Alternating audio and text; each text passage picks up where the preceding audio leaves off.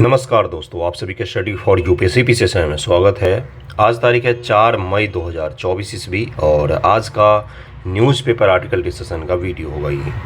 देखिए, हेडलाइन तो सारे जो हैं लगभग में पॉलिटिकल ही हैं, ये आपके काम का नहीं है। चुनाव चल रहा है देश में लोकसभा का, तो पॉलिटिकल चीज़ें ज़्यादा होती हैं पेपर में।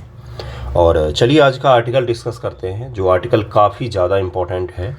भारत ने तकनीक के क्षेत्र में और आज के दौर के हिसाब से तकनीक के प्रोडक्शन में किस प्रकार से बढ़त हासिल की है दुनिया में, उसको ज़रा सा हम लोग डिटेल में पढ़ेंगे। और ये आपके लिए रेफरेंस के तौर पर भी काम करेगा। अगर आपसे सवाल पूछा जाता है कि हाल के दिनों में भारत की तकनीकी प्रगति या मैन्युफैक्चरिंग सेक्टर प्रगति को लिखिए, तो उसमें आप इसको अच्छे से लिख सकते हैं। चलते हैं, देखते हैं डिटेल आर्टिकल आज का समझते हैं, उसके पश्चात अगले न्यूज़ पर चलेंगे। देखिए, ये आर्टिकल जो है इंडियन एक्सप्रेस में आया था, 1 तारीख को आया था और इसमें डिटेल में बात किया गया कि भारत में किस प्रकार से टेक्नोलॉजी को लेकर लोग भी अडॉप्ट कर रहे हैं इसको और सरकार भी इसको बढ़ाने की कोशिश कर रही है। विश्व प्रौद्योगिकी वर्चस्व के लिए एक अभूतपूर्व दौर का साक्षी बन रहा है। आपको पता ही है कि दुनिया में इससे ज़्यादा परिवर्तन कभी भी नहीं देखा गया। पहले एक से दूसरे प्रोडक्ट पर जाने में 50-50 साल का समय बीत जाता था और अब तो क्या है कि हर साल ही इतने तेज़ी से प्रगति हो रही है टेक्नोलॉजी के क्षेत्र में कि आज से 10 साल बाद की आप विश्व की कल्पना भी नहीं कर सकते हैं कैसा होगा। आज से 10 साल पहले ही अपनी लाइफ स्टाइल को देखिए और आज देखिए, आपको पता चलेगा कितना ज़्यादा टेक्नोलॉजी आपके जीवन का हिस्सा बन चुकी है। आज के निबंध का टॉपिक भी आई थिंक इसी पर आधारित होना चाहिए। सैटरडे है आज, तो आज मैं निबंध दूंगा तो इसी पर आधारित होगा आई थिंक। अभी तक तो यही है। देखिए क्या है यहाँ पर, जहाँ अप्रैल 2024 तक दुनिया भर में 5.44 बिलियन लोग इंटरनेट का उपयोग कर रहे थे, जो विश्व की कुल आबादी का 67.1% के बराबर में है। प्रमुख अर्थव्यवस्थाएं उनके भविष्य को आकार देने में उन्नत प्रौद्योगिकी की महत्वपूर्ण भूमिका को चिन्हित कर रही हैं। चीन ने प्रौद्योगिकी एवं नवाचार को रणनीतिक उद्देश्य के रूप में प्राथमिकता देने में महत्वपूर्ण प्रगति की है। रणनीति का मतलब सुरक्षा रक्षा के लिए भी अब चाइना जो है वो टेक्नोलॉजी को बहुत ही बड़े स्तर पर यूज करने जा रहा है। चीन ने एक अलग फोर्स बनाया है, जैसे आर्मी होता है, नेवी होता है, एयर फोर्स होता है, उसी के लिए उसने उसी तरह का एक उसने इंफॉर्मेशन फोर्स करके गठित किया है। क्योंकि युद्ध में सूचना का ही सबसे ज़्यादा महत्व होता है। जिसके पास जितनी ज़्यादा सूचना, वो उतना ज़्यादा आजकल के दौर में युद्ध लड़ सकता है। तो इंफॉर्मेशन वॉरफेयर से संबंधित उसने एक अलग विंग की स्थापना की है चीन ने। ओके, अगला है कि दूसरी ओर संयुक्त राज्य अमेरिका, यूरोप ने भी महत्वपूर्ण प्रौद्योगिकी के क्षेत्र में अपनी नेतृत्वकारी स्थिति की पुनः प्राप्ति के लिए इसे बनाए रखने के लिए प्रयासों को तेज कर दिया है। अपनी समृद्ध वैज्ञानिक विरासत और प्रौद्योगिकी संचालित अर्थव्यवस्था की आकांक्षाओं के साथ भारत स्वयं को ऐसे चौराहे पर खड़ा देखता है जहाँ इसे वैश्विक प्रौद्योगिकी दौर में चुनौती और अवसर दोनों का सामना करना पड़ रहा है। एक ही साथ हमारे लिए अपॉर्चुनिटी भी है और एक ही साथ हमारे लिए क्या है, हमारे लिए कुछ बाधाएं भी हैं, चैलेंजेस भी हैं हमारे लिए और अपॉर्चुनिटी भी है। दोनों चीज़ हमारे लिए एक साथ साथ ही हैं। लेकिन ये हर समय ही होता है इस तरह का। आपके जीवन में कुछ चैलेंजेस भी होंगे तो हमेशा कुछ ना कुछ अपॉर्चुनिटी भी बना हुआ रहता है। इसी स्थिति में भी भारत भी है। भारत के प्रौद्योगिकी क्षेत्र की स्थिति क्या है, जरा अब इस स्थिति को ध्यानपूर्वक देखते हैं। भारतीय प्रौद्योगिकी उद्योग अगले 5 वर्षों में 300 से 350 बिलियन अमेरिकी डॉलर के राजस्व तक पहुंचने की उम्मीद है, जो वर्तमान में 250 बिलियन डॉलर के आंकड़ों के पार कर गया है। देखिए, अभी भारत में 250 बिलियन से ज़्यादा टेक्नोलॉजी से संबंधित उद्योग धंधे होते हैं, लेकिन इसकी 350 बिलियन तक पहुँचने की उम्मीद है अगले 5 वर्षों में। मात्र अगले 5 वर्षों में तकनीक के क्षेत्र में 100 बिलियन से भी ज़्यादा की प्रगति की उम्मीद की जा रही है। ओके, भारत का दूरसंचार उद्योग विश्व का दूसरा सबसे बड़ा दूरसंचार उद्योग है। दूरसंचार उद्योग क्यों बड़ा है? क्योंकि अपने यहाँ पे पॉपुलेशन सबसे बड़ी है, तो इसीलिए दूरसंचार उद्योग भी बड़ा है, जो 1.1 बिलियन उपभोक्ता का आधार रखता है। भारत में 1.1 बिलियन उपभोक्ता है दूरसंचार उद्योग के, फरवरी 2024 के हिसाब से। ये सबसे लेटेस्ट डेटा है, इसका जरूर ध्यान रखिएगा आप लोग। भारत विश्व मोबाइल हैंडसेट के दूसरे सबसे बड़े विनिर्माता के रूप में भी उभरा है। 1.25 लाख से अधिक स्टार्टअप और 110 यूनिकॉर्न के साथ भारत विश्व के तीसरे सबसे बड़े, अमेरिका और चीन के बाद स्टार्टअप परितंत्र वाला, इकोसिस्टम वाला देश है। स्टार्टअप क्या होता है? जो नई नई कंपनियां खोलती हैं, उनके बारे में बात हो रहा है। मोदी जी के सरकार की अगर सबसे बड़ी उपलब्धि आप किसी चीज़ को मानेंगे तो उसमें क्या है, नवाचार की बात करना, स्टार्टअप की बात करना उन्होंने करना शुरू किया 2014 के बाद। उससे पहले भी था, लेकिन उससे पहले बहुत कम लोग जानते थे कि स्टार्टअप नाम की कोई चीज़ होती है क्या। आज भारत में कितने 110 से ज़्यादा यूनिकॉर्न हैं। ये बहुत बड़ी संख्या है गुरु, 110 से ज़्यादा यूनिकॉर्न है और स्टार्टअप के मामले में हम दुनिया में तीसरे स्थान पर हैं। ये बहुत ही अच्छी चीज़ है, यानी कि आने वाला भविष्य जो है वो सुनहरा होगा।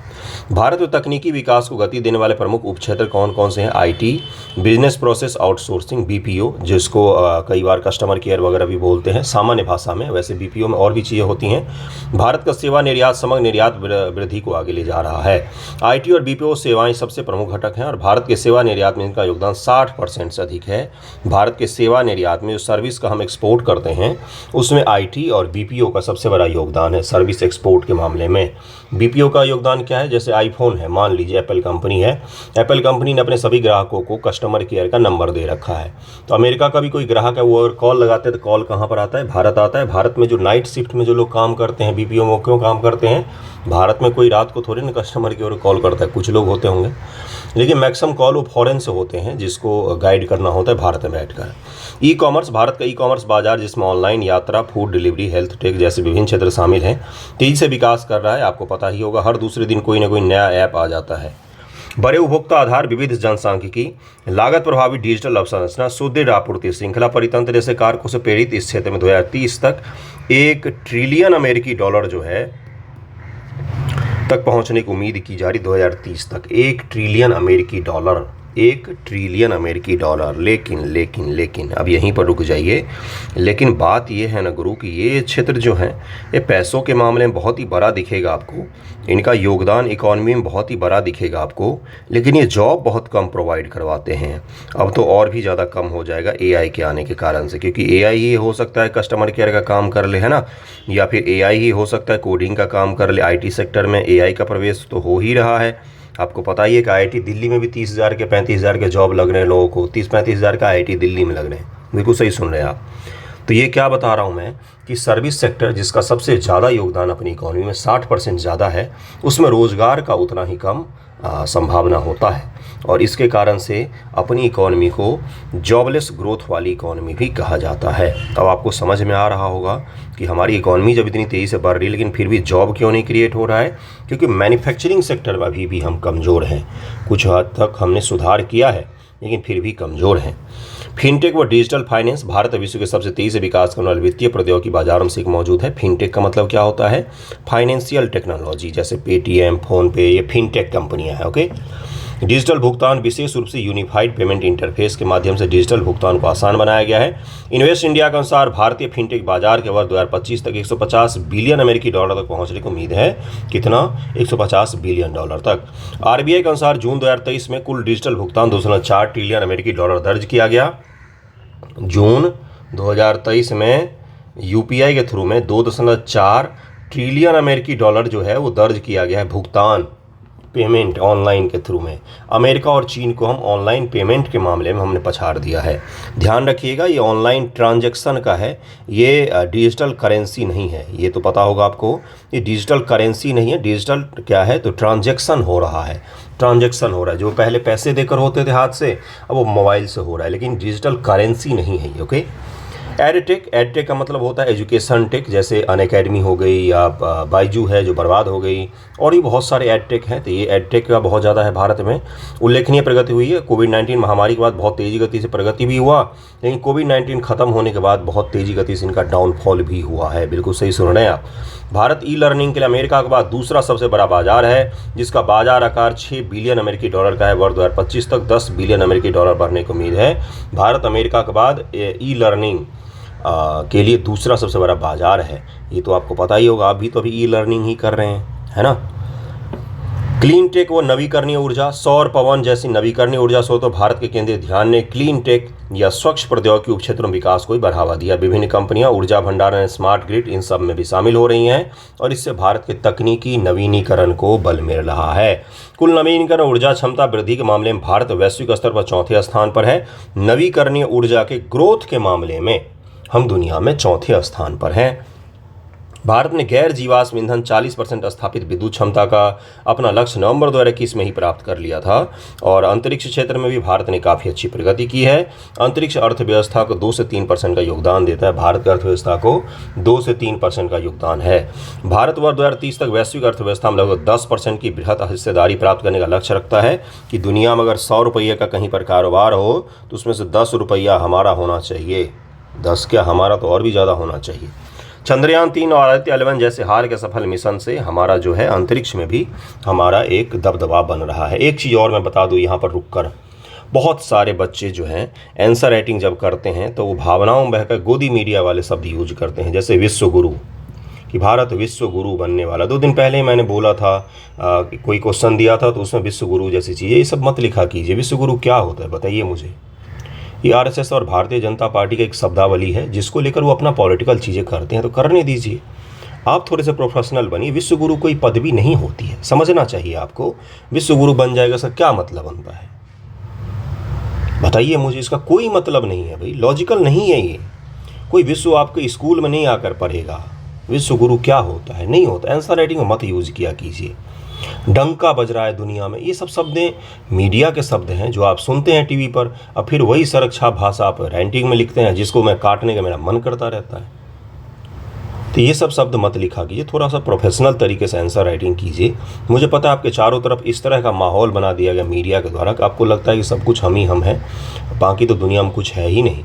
ऐसा नहीं है, आप थोड़ा सा प्रोफेशनल बनिए, इस तरह के भाषा वाले चैनलों से दूर रहिए, थोड़ा सही से पढ़ा लिखा कीजिए। अच्छी बातें भी लिखनी है तो भाषा सब में होना चाहिए, पढ़ा लिखा वाला होना चाहिए। विश्व गुरु ये सब चीज़ें एग्जिस्ट नहीं करती हैं रियलिस्टिक वर्ल्ड में, समझना चाहिए आपको। वो 12th फेल का आपने वो सुना है ना डायलॉग इंटरव्यू में, जो बोलता है अगर जनता मूर्ख नहीं रहेगी तो नेताओं के पीछे चलेगी कैसे, धर्म और जाति के नाम पर वोट कैसे दिए जाएंगे। तो ये उसी के लिए उपयोग किया जाता है इन सब चीज़ों को। आप मत पढ़िए, उसमें पढ़े लिखे लोग हैं। तो आंसर राइटिंग करते समय लोकल जो भाषाएं होती हैं उसका उपयोग मत किया कीजिए, वो आपके आंसर में अंक को कम कर देगा, क्योंकि ये सब चीज़ें एग्जिस्ट नहीं करती हैं। स्वप्न लोक की ये दुनिया है ये सब। ओके, चलिए अगला देखिए क्या है। प्रौद्योगिकी विकास को बढ़ावा देने वाली प्रमुख सरकारी पहलें कौन कौन सी हैं। भारत का सेमीकंडक्टर मिशन, सेमीकंडक्टर वाला ही सवाल था जिसमें एक ने विश्व गुरु वगैरह यूज कर लिया था, एक ने क्या, बहुत सारे कॉपी थे। इसे वर्ष 2021 में लॉन्च किया गया था, जो देश में संवहनीय सेमीकंडक्टर और डिस्प्ले परितंत्र के विकास के लिए व्यापक कार्यक्रम का अंग है। इंडिया एआई मिशन 10,300 करोड़ रुपये से अधिक के आवंटन के साथ इंडिया एआई मिशन का उद्देश्य एआई कंप्यूटिंग अवसंरचना, नवाचार केंद्रों, डेटा सेट प्लेटफॉर्म, एप्लीकेशन विकास, फ्यूचर स्किल कार्यक्रम एवं स्टार्टअप वित्त पोषण जैसी पहलों के माध्यम से भारत के एआई परितंत्र को सुदृढ़ करना है। एआई मिशन 10,300 करोड़ रुपये का भारत सरकार का ही मिशन है, इसी सरकार का है। अगर तारीफ भी करनी है तो तर्क से कीजिए ना भाई। किसी का दुश्मनी करने के लिए, दोस्ती करने के लिए, तारीफ करने के लिए पढ़ना पड़ता है गुरु। हवा हवाई में नहीं होता है काम, वो तो सब कर ही रहे हैं। अगर आपको कहीं पर किसी का पॉजिटिव अप्रोच भी समझाना है तो उसके बारे में आपको पढ़ना पड़ेगा। आलोचना करने के लिए भी पढ़ना पड़ता है, कि मुंह खोले भक से बोल दिया कुछ भी।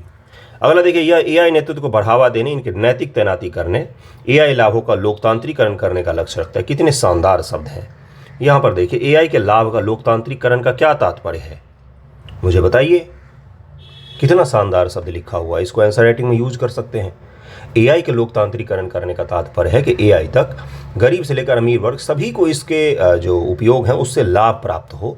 ऐसा ना हो कि जो ऊपर ऊपर के वर्ग हैं उन्हीं को केवल लाभ प्राप्त हो। ठीक है। डिजी लॉकर, ये शानदार सेवा है। जिन लोगों का सर्टिफिकेट वगैरह सब नहीं मिल पाता है ना, तो डिजी लॉकर पर आपके कॉलेज का सर्टिफिकेट वगैरह भी मिलता है। बिल्कुल सही सुन रहे हैं आप। डिजी लॉकर पर बिहार बोर्ड के या अलग अलग बोर्ड के सर्टिफिकेट, मार्कशीट, ये सब भी उपलब्ध होते हैं। देखिएगा एक बार, आपका स्कूल कॉलेज बोर्ड अगर सही होगा तो उसका मिलता है इस पर। डिजी लॉकर निःशुल्क सुरक्षित ऑनलाइन प्लेटफॉर्म है जो उपयोगकर्ताओं को क्लाउड में दस्तावेज, प्रमाण पत्रों को संग्रहित, साझा और सत्यापित करने की अनुमति देता है। प्रमाणित होता है। डिजी लॉकर से डायरेक्ट डॉक्यूमेंट को आप किसी भी एग्जाम में यूज कर सकते हैं और वो प्रमाणित होता है गवर्नमेंट ऑफ इंडिया के द्वारा। जैसे आपका पासपोर्ट वगैरह है, तो अपना फ़ोन नंबर डाल के पासपोर्ट बोलो, पैन कार्ड वगैरह है, आधार कार्ड वगैरह, तो डिजी लॉकर पर डायरेक्ट आप सर्च कर सकते हैं अपना। यह भारत सरकार के डिजिटल इंडिया कार्यक्रम का प्रमुख पहल है। शानदार पहल है ये। यूपीआई इस मामले में तो हम वर्ल्ड लीडर हैं। हमसे तेज़ यूपीआई से ट्रांजैक्शन, मतलब हमारा ऑनलाइन ट्रांजैक्शन जितना तेज़ है उतना दुनिया में अभी किसी का भी नहीं है। Mission on advance and high impact research, इसको लेकर भी हम लोगों ने काम शुरू कर दिया है। इसका उद्देश्य स्वच्छ ऊर्जा समाधान, स्मार्ट ग्रिड जैसे अत्याधुनिक प्रौद्योगिकी अनुसंधान विकास प्रगति में तेजी लाना है। पीएलआई स्कीम, ये पता ही होगा आपको। सरकार ने सेमीकंडक्टर, इलेक्ट्रॉनिक्स, विनिर्माण, मैन्युफैक्चरिंग, हार्डवेयर को लेकर, सॉफ्टवेयर में हम वर्ल्ड लीडर हैं, हार्डवेयर को लेकर भी सरकार ने पीएलआई जैसी स्कीमों को शुरू किया था। राष्ट्रीय सुपर कंप्यूटिंग मिशन, यह देश की कंप्यूटर शक्ति को बढ़ावा देने का अपनी तरह का पहला प्रयास है। यह डीएसटी और मिनिस्ट्री ऑफ इलेक्ट्रॉनिक्स सूचना प्रौद्योगिकी मंत्रालय और सीडेक पुणे और आईएससी बेंगलोर द्वारा शुरू किया गया, जिसमें देश में सुपर कंप्यूटर का निर्माण किया। सुपर कंप्यूटर निर्माण क्यों किया जाता है, क्या उसका उपयोग होता है, अगर आपसे यही पूछ लिया जाए तो यूपीएससी ने एक बार पूछा कि जीपीएस तकनीक का उपयोग कहाँ कहाँ पर होता है। व्हेल के दांत गिनने में भी जीपीएस तकनीक का उपयोग होता है कि ऐसे ही ऑप्शन रहते हैं उसके। 2020 का सवाल है यूपीएससी पीटी का। तो एप्लीकेशन बेस्ड सवाल आपसे ज़्यादा पूछा जाता है आपके एग्जाम में कि इसका उपयोग कहाँ पर कर सकते हैं, सुपर कंप्यूटर का उपयोग कहाँ पर हो सकता है। इंस्टाग्राम रील बनाने के लिए क्या, बताइए? नहीं, सुपर कंप्यूटर उपयोग होता है मौसम संबंधी भविष्यवाणियों के लिए, युद्ध संबंधी चीज़ों को लेकर, मानचित्रण को लेकर, खनिज संसाधनों को ढूंढने को लेकर, देश के बड़े बड़े डेटा सेंटर को चलाने को लेकर, इन सभी चीज़ों को लेकर सुपर कंप्यूटर का उपयोग होता है। रिसर्च को लेकर उपयोग होता है, ठीक है, सामान्य लोगों के लिए नहीं होता है ये। भारत प्रौद्योगिकी संबंधी प्रमुख चुनौती क्या है? Digital divide. अभी भी देश में बहुत सारे लोग ऐसे हैं जिनके पास में अभी तक डिजिटल चीज़ें नहीं पहुंच पाई हैं। भारत के लगभग 70% लोगों के पास उपयुक्त सूचना संचार प्रौद्योगिकी तक पहुंच का अभाव है अभी भी भारत में। 2.7% गरीब परिवारों के पास कंप्यूटर, 8.9% के पास इंटरनेट की सुविधा उपलब्ध है। एक प्रधानमंत्री वाणी कार्यक्रम पीएम वाणी कार्यक्रम लॉन्च किया गया था, जो पता नहीं कहाँ चला गया। कार्यक्रम तो शानदार लॉन्च होते हैं, उसके बाद हवा मुड़ जाते हैं। ये कार्यक्रम शानदार था। ये बीएसएनएल के साथ मिलकर भारत सरकार कोशिश कर रही थी कि जगह जगह पर देश भर में हॉटस्पॉट, वाईफाई हॉटस्पॉट बनाए जाएं। एक इंटरनेट प्रोवाइड करवा देने से उनको नहीं पता है, सरकारों को पता होगा, आपको ही पता होना चाहिए कि कितना बड़ा क्रांति आ जाता है अगर आपको इंटरनेट सही स्पीड पर गाँव में मिलने लग जाए तो कारोबार से लेकर एजुकेशन तक सभी तक पहुँच हो जाती है। प्रासंगिक कौशल का अभाव है अभी भी भारत में। अनुसंधान और विकास पर कम हम लोग ध्यान दे रहे हैं और जीडीपी का मात्र 0.64% खर्च करते हैं। साइबर सुरक्षा संबंधी खतरे भी हैं। आधे से अधिक लोगों को पता ही नहीं होता कौन से लिंक पर क्लिक करना है, कौन से लिंक पर क्लिक नहीं करना है ना। फेसबुक पर 5 लिख के कमेंट में 5 लिखो, जादू दिखो करते रहते हैं भारत के लोग। तो मैं ये क्या कह रहा हूँ कि थोड़ा सा हमें क्या करना पड़ेगा, जन जागरूकता भी फैलाना पड़ेगा। तो ये पूरा डिटेल आर्टिकल मैंने आपको समझाया है, आई होप आप समझे होंगे। अगले टॉपिक पर चलते हैं, आज कम ही न्यूज़ है। अगला न्यूज़ देखिए क्या है। अगला देखिए, एक आरएसएफ संस्था है, जिसने आरएसएफ संस्था का नाम है रिपोर्टर्स सैंस फ्रंटियर्स, ये संस्था का नाम है। एक और है संस्था, आपको पता होगा कि प्रेस फ्रीडम इंडेक्स जारी किया था रिपोर्टर्स विदाउट बॉर्डर्स के द्वारा, ठीक है। तो उसी संस्था का 2 नाम है, आरएसएफ का ही दूसरा नाम रिपोर्टर विदाउट बॉर्डर्स भी है। उन्होंने बोला है कि भारत में फ्रीडम इंडेक्स जो है, आप सुनिएगा ध्यान से मेरी बात को, शौक न लगे आपको। 2023 में हम लोग कहाँ पर थे, तो हम लोग थे 161 पर। 2024 में सुधार हो गया गुरु, 159 पर आ गए हम लोग, ठीक है। 2 अंकों का सुधार हुआ है। किस में? तो हमारे प्रेस फ्रीडम में। प्रेस जो हमारी है उसने 2 अंकों का सुधार किया। लेकिन क्या ये अंक में सुधार है? नहीं। इस संस्था ने और एक मजाक कर दिया। इसने बोला कि हमने सुधार नहीं किया है, जो बाकी देश थे उन्होंने और गंदा परफॉर्म किया, इसलिए हमारा 2 रैंक जो है वो ऊपर आ गया है। इन्होंने बोला है कि भारत में जो पत्रकारिता है वो सही से नहीं होती है, मिस इन्फॉर्मेशन फैलाए जाते हैं, फेक न्यूज़ से लेकर अलग अलग चीज़ें होती हैं, और जो जर्नलिस्ट हैं वो फ्रीडम नहीं मिल रहा है उनको, अभिव्यक्ति की स्वतंत्रता की कमी है अपने देश में, ऐसा इसका कहना, इस संस्था का कहना है। तो इसका बस ये याद रखिएगा कि किस रैंक पर है अभी, और भारत वर्तमान में 159वें रैंक पर है।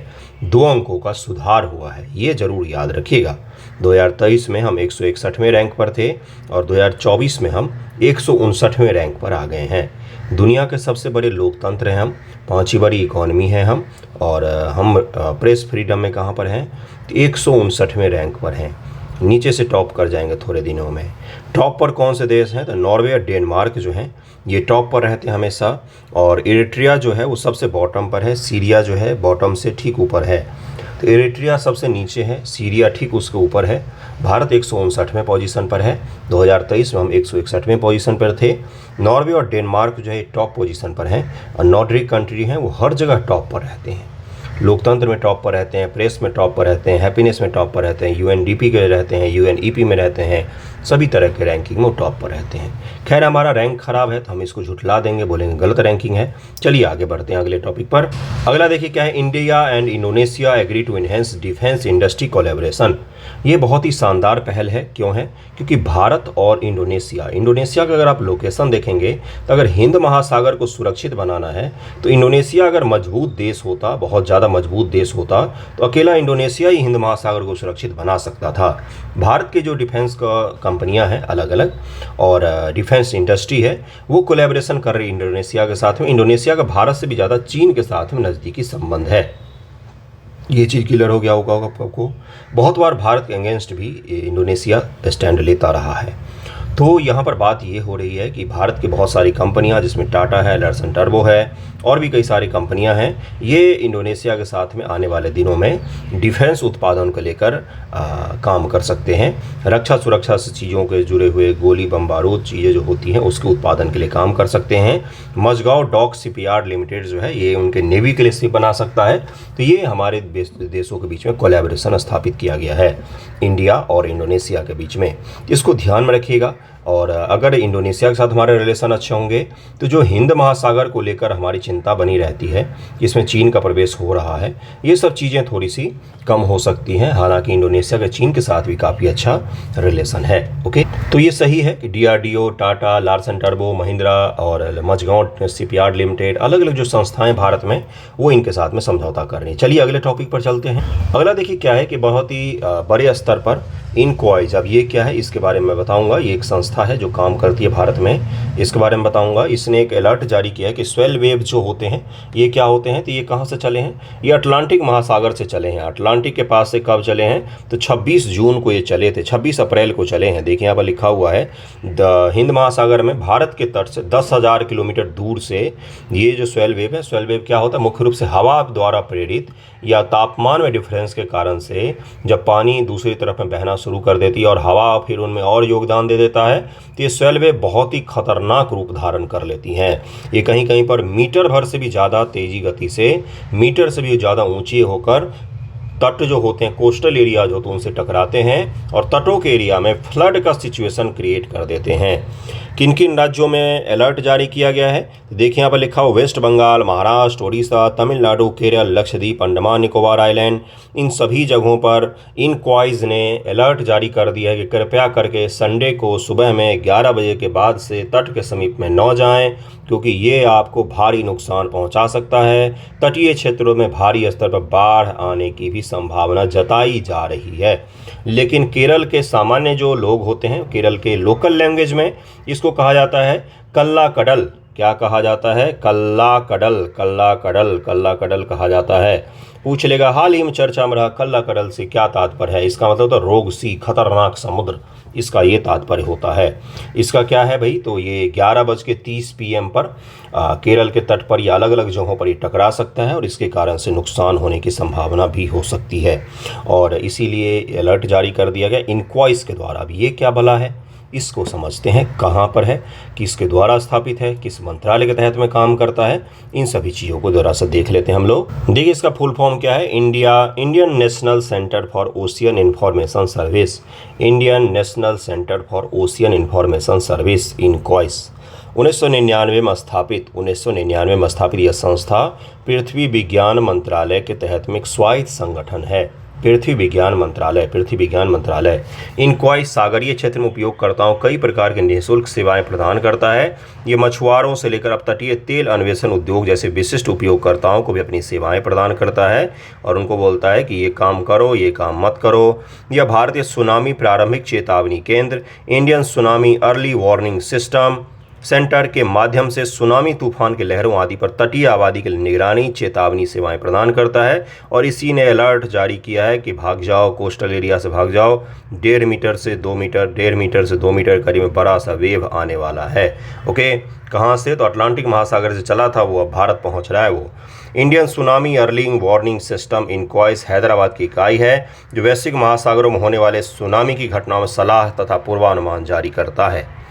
अगला क्या है? ITEWC प्रणाली में 17 ब्रॉडबैंड भूकंपीय स्टेशनों का नेटवर्क है जो वास्तविक समय भूकंपीय निगरानी भी करता है। ITEWC 4 बॉटम प्रेशर रिकॉर्डर हैं, 25 ज्वार गेज भी लगाए गए हैं अलग अलग स्थानों पर ताकि सुनामी और इन सभी चीज़ों की भविष्यवाणी किया जा सके। 2004 का इंडोनेशिया वाला सुनामी याद कीजिए जिसके कारण से भारत में भी तबाही हुई थी। उसके बाद ही सुनामी को लेकर अलर्ट स्थापित करने को लेकर भारत में काफ़ी काम किए गए। यह केंद्र पूरे हिंद महासागर क्षेत्र के साथ साथ वैश्विक महासागरों में होने वाली सुनामी हेतु उत्तरदायी भूकंपों का पता लगाने में भी सक्षम है। अगला जो एक टॉपिक है, बड़ा ही अद्भुत सा टॉपिक है। सुपौल जिला में एक बिहार का एक द्वीपीय गांव है जिसके दोनों तरफ से कोसी नदी बहती है, द्वीप में गांव है। इस गांव के लोगों ने बोला कि वोट करने से इनकार कर दिया है, हम वोट ही नहीं करेंगे, और नहीं किया है इन लोगों ने। देखिए क्या है, पिछले 2 चुनावों से सुपौल के खोखनाहा गांव के निवासियों ने कोसी नदी से जनित दुखों को कम करने के लिए सरकार की पहल की कमी कारण सभी राजनीतिक दलों के खिलाफ आक्रोश 2019 के लोकसभा चुनाव, 2020 के विधानसभा चुनाव वोट नहीं किया और बोल रहे हैं 2024 में भी हम लोग वोट नहीं करने जा रहे हैं। क्यों? क्योंकि हम डूब जाते हैं, हम तबाह हो जाते हैं और आप लोग राम राम जपते रहते हैं, सुनते ही नहीं हैं हमारी बातों को। तो खोखनाहा गाँव के लोग काफ़ी परेशान हैं, बहुत ही बुरी स्थिति है इस गाँव के गुरु, बहुत ही बुरी। आप ललन टॉप चुनाव कवरेज देख रहे होंगे तो उसमें इन्होंने इस गाँव को कवर किया है। 2 दिन पहले का ही वीडियो है, आप देखिएगा, आपको पता चलेगा रियलिस्टिक चीज़ें, वो सच्चाई पता चलेगी जो आपको दिखता ही नहीं है। इस वजह से खोखनाहा गांव में 2024 में भी चुनाव वोट डालने से इनकार कर दिया है कि हम नहीं डालेंगे। कुछ वर्ष पूर्व कोसी नदी के कारण गांव को भारी नुकसान पहुंचा था। 1 वर्ष पूर्व इसने गांव तथा 4 अन्य क्षेत्रों को सुपौल से अलग कर दिया और कोसी नदी ने इस गाँव को सुपौल से अलग कर दिया। मूलभूत सुविधाएँ यानी कि आवास, सड़क भी नहीं है। ये गांव मात्र सुपौल से 5 किलोमीटर दूर है, लेकिन सुपौल तक आने के लिए 5 किलोमीटर आने के लिए इनको पूरा दिन लग जाता है। आप इमेजिन कर सकते हैं कि 5 किलोमीटर जाने के लिए आपको पूरा दिन का समय लग जाए आज के दौर में 2024 ईस्वी में। ये गांव कोसी की 2 धाराओं के बीच एक द्वीप पर स्थित है। मानचित्र पर केवल 5 किलोमीटर दूर होने के बावजूद बुनियादी आवश्यकताओं के लिए सुपौल जाने में पूरा दिन लग जाता है। मैंने इसको मैप पर ढूंढने की कोशिश की लेकिन मुझे मिला नहीं, इसलिए मैंने मैप नहीं दिखाया आपको। कोसी बेल्ट के खोखनाहा और आसपास के गांव के निवासी सरकार द्वारा उपेक्षित महसूस करते हैं और इसीलिए उन्होंने बोला कि हम वोट ही नहीं डालेंगे। लेकिन उनको नहीं पता कि उनके वोट नहीं डालने से कोई क्या फ़र्क पड़ेगा, बताइए मुझे। कोई फ़र्क नहीं पड़ेगा किसी को, चुनाव में मुद्दा ही नहीं है वो तो, यहाँ तो मुद्दा ही कुछ और है। वे बार बार आने वाली बाढ़ को सहन करते हैं, उचित मुआवजे या नदी को नियंत्रित करने के उपाय के बिना उनके जीवन और आजीविका तबाही का कारण बनती है। इससे तो बिजली, स्वास्थ्य जैसी आवश्यक सेवाओं का भी अभाव है। बिजली, स्वास्थ्य तो भूल ही जाइए, सड़क तक नहीं है। कोसी नदी कहाँ से है? कोसी नदी एक सीमा पार नदी है जो तिब्बत, नेपाल, भारत से होकर बहती है। इसका स्रोत तिब्बत में है जहाँ विश्व की सबसे ऊंची भूमि शामिल है। फिर यह नदी गंगा के मैदानी इलाकों में उतरने से पूर्व नेपाल के बड़े हिस्से में प्रवाहित होती है, फिर बिहार में प्रवेश करती है। इसकी 3 प्रमुख सहायक नदियां हैं, सोन, कोसी, अरुण, तमूर। हिमालय के तलहटी से होकर गुजरने वाली 10 किलोमीटर गहरी घाटी के ठीक ऊपर एक बिंदु पर मिलती है। यह नदी भारत के उत्तरी बिहार में प्रवेश करती है। कटिहार जिले के कुर्सेला निकट में गाँव गंगा मिलने से पूर्व सहायक नदी जो है वो अपना पानी गंगा नदी में विसर्जित कर देती है। कहाँ पर? तो कटिहार के आसपास। तो यही था आज का सारा न्यूज़, मैंने कवर कर दिया। आज कुछ कम ही न्यूज़ थे। अब मंडे को मिलेंगे हम लोग, संडे को तो अपना न्यूज़ नहीं आता है। थैंक यू सो मच आप सभी का वीडियो देखने के लिए।